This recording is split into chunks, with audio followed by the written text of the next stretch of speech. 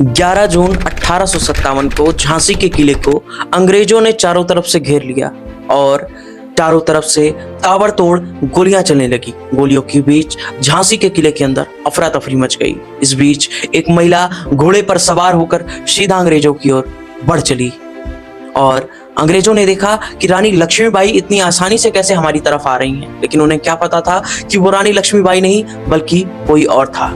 वो महिला कोई और नहीं बल्कि रानी लक्ष्मीबाई के किले में काम कर रही झलकारी बाई थी।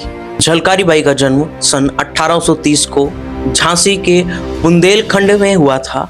उनकी माँ बचपन में ही गुजर गई थी, लेकिन उनकी इस मुश्किलों के बाद भी उन मुश्किलों ने उन्हें कमजोर नहीं किया बल्कि ताकतवर बनाया। बचपन में ही तलवारबाजी, लाठी चलाना और घुड़सवारी उन्होंने सीख लिया। लोग कहते ये लड़की नहीं बल्कि तूफान है।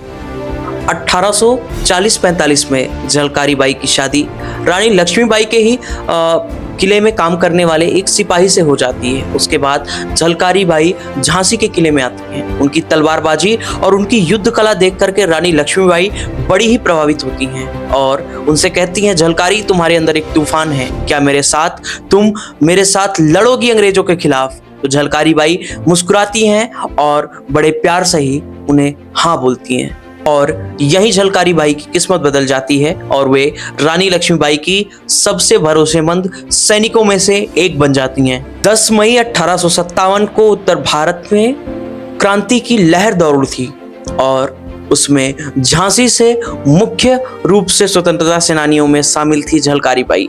झलकारी बाई ने महिलाओं का एक दल बनाया और उस दल को नाम दिया गया दुर्गा दल। अंग्रेजी जनरल हिरोज ने 3 मई सन 1857 को झांसी पर चढ़ाई कर दी और चारों तरफ से झांसी को घेर लिया। उस समय झलकारी बाई ने रानी लक्ष्मी जैसे कपड़े पहन करके अंग्रेजों पर धावा बोला। उनका एक ऐसा फैसला जिन्होंने झांसी के इतिहास को बदल कर रख दिया। जब वे रानी लक्ष्मीबाई जैसे कपड़े पहनकर अंग्रेजों की तरफ बढ़ी, तब अंग्रेज ये सोच बैठे कि हमने रानी लक्ष्मीबाई को पकड़ लिया है और इसी बीच रानी लक्ष्मीबाई किले से सुरक्षित निकल गई। जब तक अंग्रेज ये समझ पाते कि ये रानी लक्ष्मीबाई नहीं है, तब तक लक्ष्मीबाई बच चुकी थी और झांसी भी बच चुकी थी। बाद में 1857 में अपना जीवन सौहार्दपूर्ण जिया झलकारी बाई ने और करीब 1860 से 70 के बीच में उनका निधन हो गया, लेकिन उनका बलिदान हमेशा जिंदा रहा। झलकारी बाई ने यह साबित किया कि हीरो जन्म से नहीं बनते बल्कि हीरो अपने फैसलों से बनते हैं।